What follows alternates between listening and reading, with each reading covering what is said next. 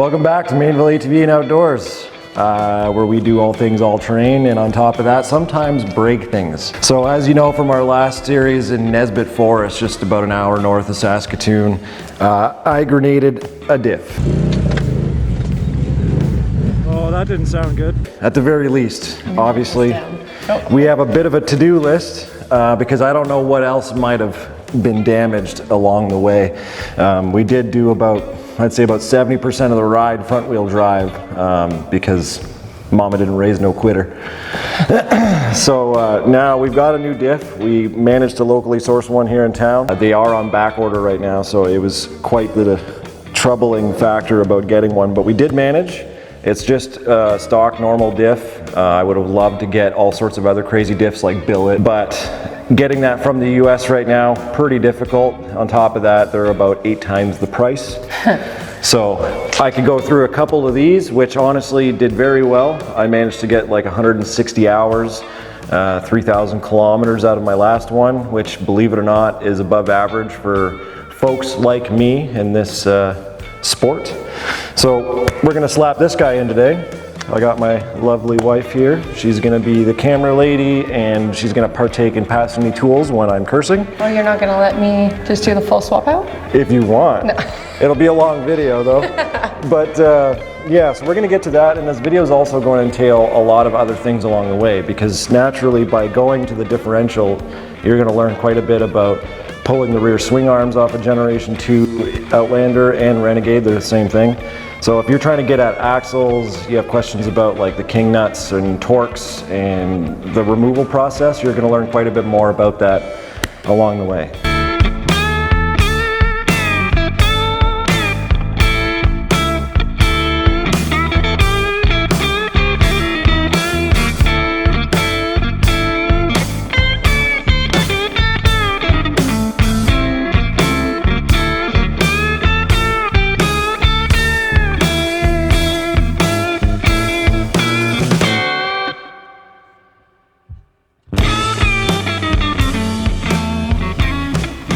Okay, first step, what I like to do is I try to do as many things by hand as possible.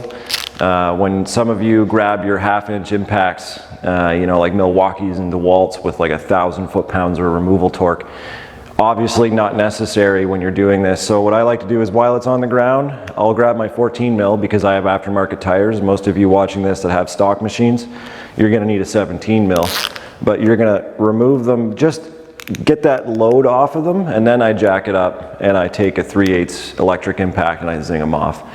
That way I can get the tires off, and I know for sure I'm not giving it 1,000 foot-pounds. I have broken studs that way, so something to consider. I find it to be a good tip, so we're gonna get going with that.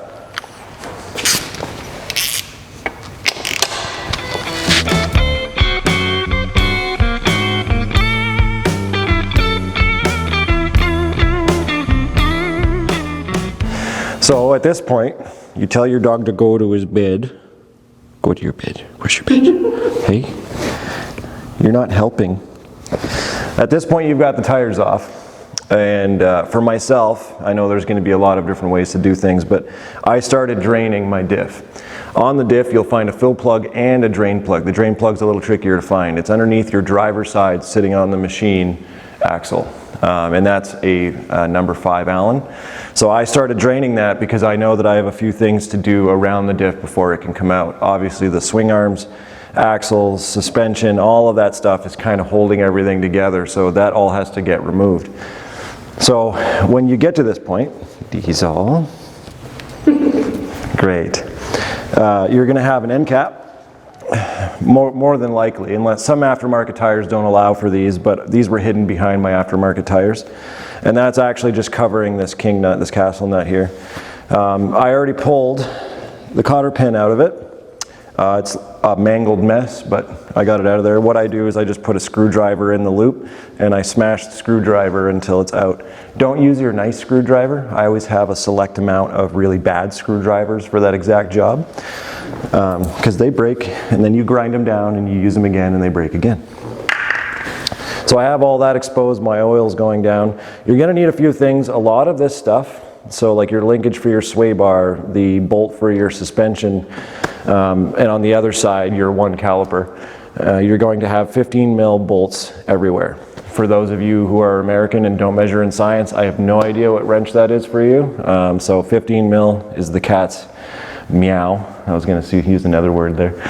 But yeah, so 15 mil is very important. So you're going to need a wide variety of different kind of 15 mils, I find. You can make do with just a couple of wrenches if that's what you've got. But I like to use an extension in a deep socket, a ratcheting 15 mil, and a standard 15 mil. And that gets most of this done. So at that point, we're going to have to take off this castle nut, 27 mil, and your whole hub's going to come off of that. 15 mil for everything else, and it'll all come off. And then we're going to get to this last big, like king bolt here. Then that's holding on to both your sway arms. Trailing arms, sway arms, same idea.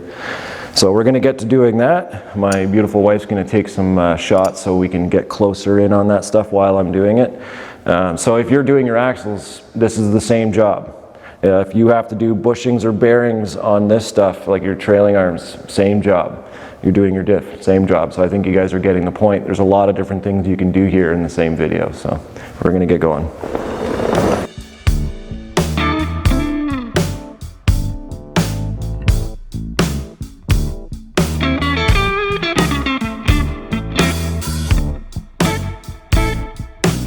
So at this point, we're on the opposite side, and the only difference here is I have 1 brake on this side. So I have to get some 10 mils off because there's bolts retaining the actual brake line, and pull that off, and it's basically the same thing. Fun little tip. Is that like a zoom in? Yeah. It is when you take a bolt out of something, as long as it's not in your way, when you take that part off, put the bolts back in. You can see a good example of that in the suspension. I find a clean, functional shop to be the best way to work, and it may seem like extra work or something like that to some people, but ultimately having everything sorted out around you makes the job a lot faster on the other end, because you know for sure the right bolts are in the right spot. Especially with a lot of these 15 mils, they're all exactly the same, but you might have different lengths. So it's nice to just have it one and done, good to go. Keeps things out of the way too, especially if you're in a shop sharing it like with somebody else working beside you. These are all good things. Also, when I was being taught to work on things, I used to stop working when I would talk, and I would get yelled at.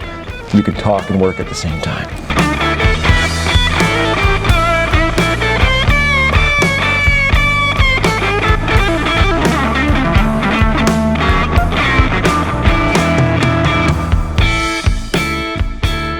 So the next step, now that we have all this cleaned up and out of the way, is to take this big bolt here off.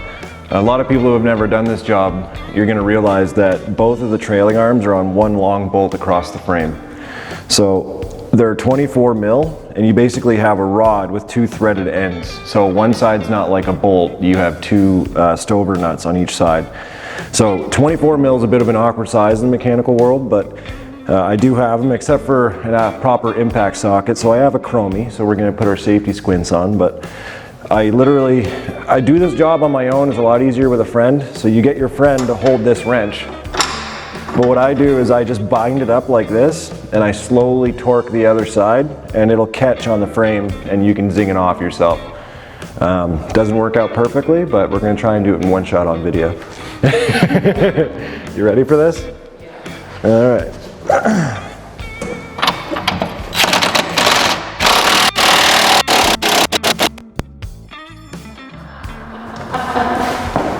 Did it work out? Yeah.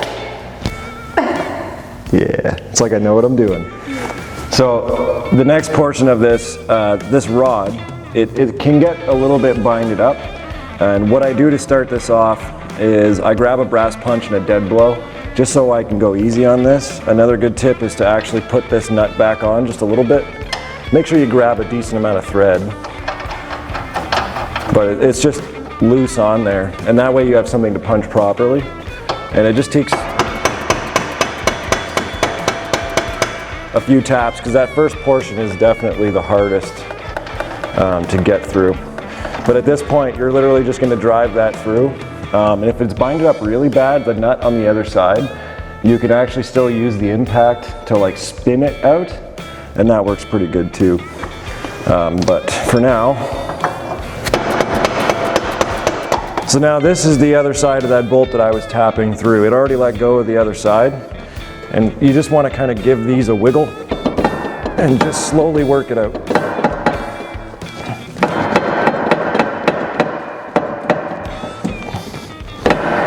Just slide her right on out. I'm not saying this is an easy job. She should just... No, we're good. So this is that rod. Just to give you a good idea, this holds on to literally both trailing arms through the frame. So they have like this spacer, and they both have the stovers on each side.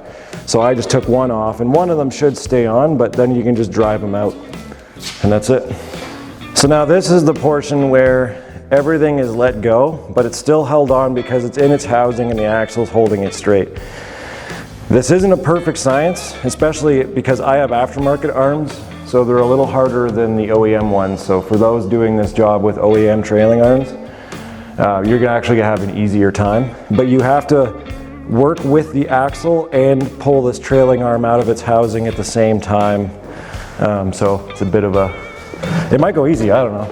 I'd love for it to go easy, but it's not that bad.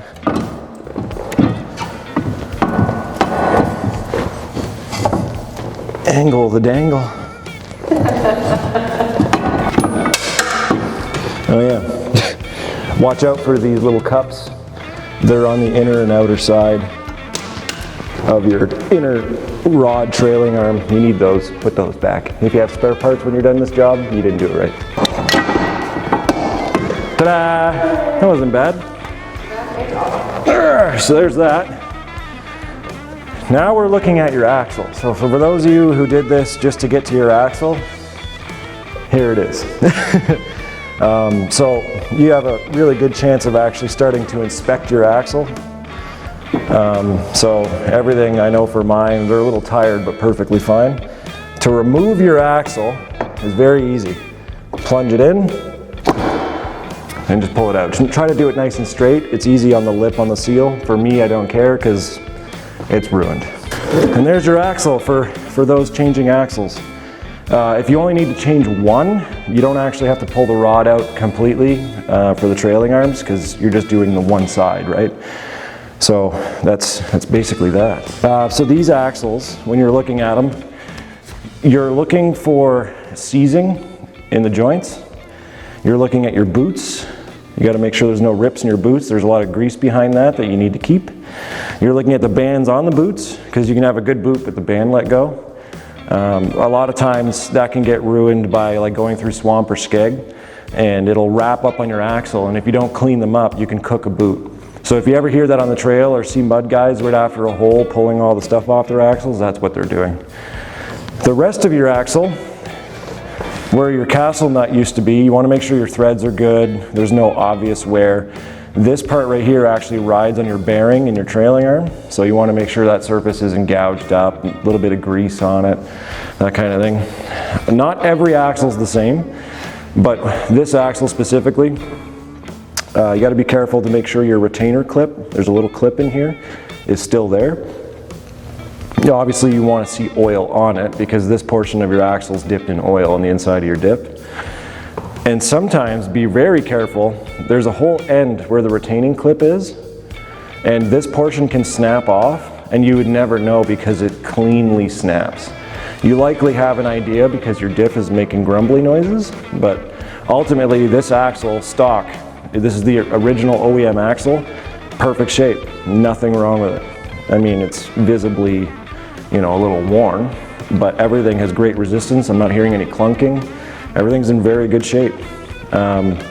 If I did have a ripped boot or something like that, I would make a video for you guys, but I don't have to, so. Not yet. not yet. So the next part of our little adventure here is your prop shaft, tail shaft. It's basically the shaft that goes from your gearbox to your rear diff. This one typically takes the most abuse because it's always being driven in two-wheel drive at the very least. Four-wheel drive, obviously the same thing. I have another one that I picked up with the diff, and the only reason I did that is because what I want to try and do is rebuild this diff and shaft as long as the casing's good on the diff, and then try to get some money back. As long as your casing's good and you rebuild it, you can get about 200 to 300 bucks back depending on who you're selling it to, or in my case, I might just keep it as a backup. So on this shaft, which why I'm getting to it before the diff is it has these two little retainer bolts, one on the gearbox side and one on the diff side. And it's just a 13 mil or ½ inch for you non-freedom or freedom types. They are retaining this shaft, which side is this? On the gearbox side and the diff side. On the inside here you're going to find these bolts, and these are a pain. And you want to at least crack these before you actually pull the diff out. And that way when you actually have the diff out and you're doing the gearbox side, they're already loose and the shaft isn't just all over the place. It'll do yourself a favor that way. So we're going to get to those, and then Cass is going to get in here and she's going to get some wrench time, and we're going to pull off all of the supporting plates and frame bolts for the diff, and at that point we're just going to pull the diff out. We're going to be good to go. There's a few minor things like the vent for the diff and things like that, but otherwise quite simple at this point.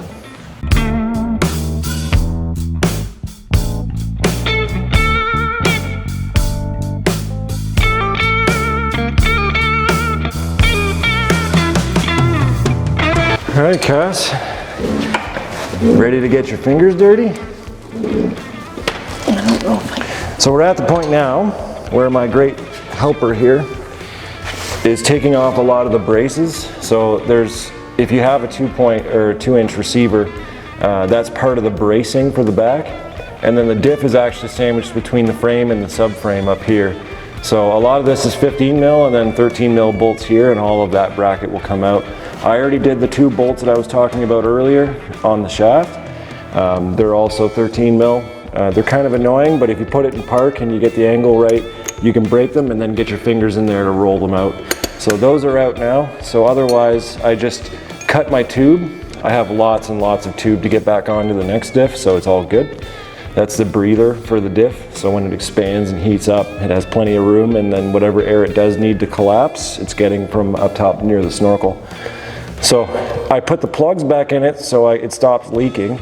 There's most of the oil's out of it now, and she's gonna get at this. I'm gonna try. You're gonna do good. I can't even drive this thing. Nice.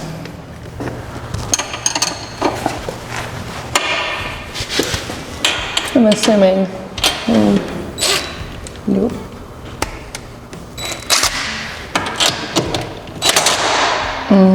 Go.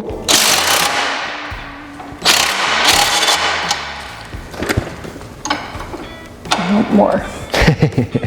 You got her. Oh, hold on to that.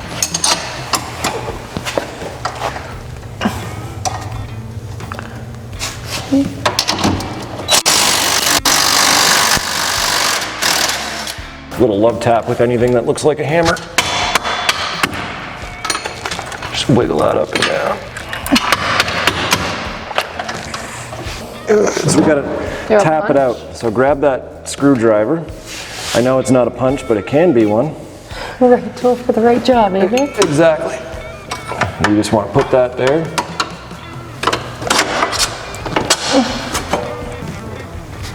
Oh my God, it rolled away. Oh my God. I'm like, ah, where'd it go? Now you know why I can't keep track of anything. Because it's always rolling away, Cass. There we go. That's why I lose my keys and my wallet and my phone and yeah. So that's the receiver off.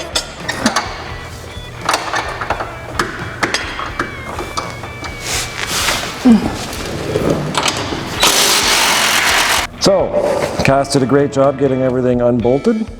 So it ended up being the 2-inch receiver. If you have one, you should on some of the higher end models. So the 2 bolts for that came off. You have this plate, 4 little bolts, 13 mil, as opposed to the 15s. And then you have 3 bolts sandwich everything in for the diff to the frame. So at this point, I've got all the bolts disconnected.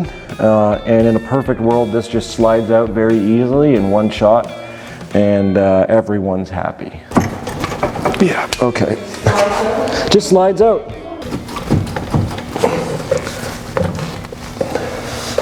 tight. It's probably all the rocks jammed into it, not helping.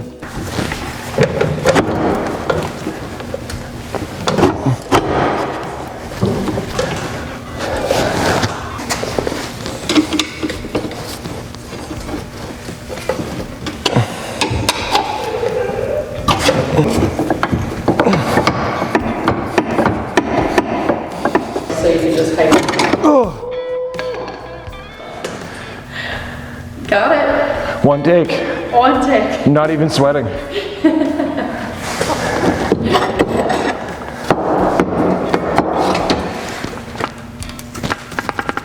It's not supposed to make those noises. Oh, not a. Yeah, not a problem. It just slides right out. There isn't 2.5 years of grime in there that a power washer apparently won't take, or a keen eye, but there we go. Let's get this thing on the bench and see why it blew up. So we got the diff out. It was super, super easy. I didn't struggle at all. What you're gonna wanna do is run in the house and grab all the paper towel that your wife has in the kitchen and lay that out, and you're gonna grab your diff. And we're gonna find out what 156 hours of abuse looks like. So I've got, what is this, a oh geez, T40. We're gonna crack this case open.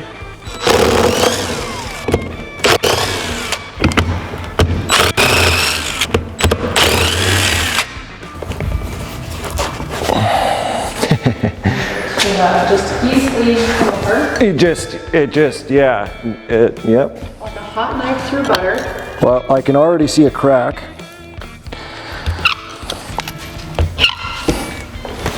We're just gonna gently massage this, is what we're gonna do. We're gonna get in there and just massage it.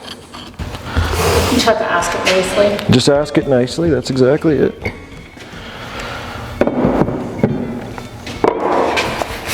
So there's your one side of your bearing. Oh yeah! So there we have it. The ring gear is not only worn on the teeth that are left, but it's actually grenaded inside. Not the worst I've ever seen. But because I drove in front wheel drive the rest of the day, and by front wheel I mean four wheel, but with only front wheel working, I grinded everything that used to be chunks into a fine, fine dust. Can I see? Yeah. Oh geez. Yeah.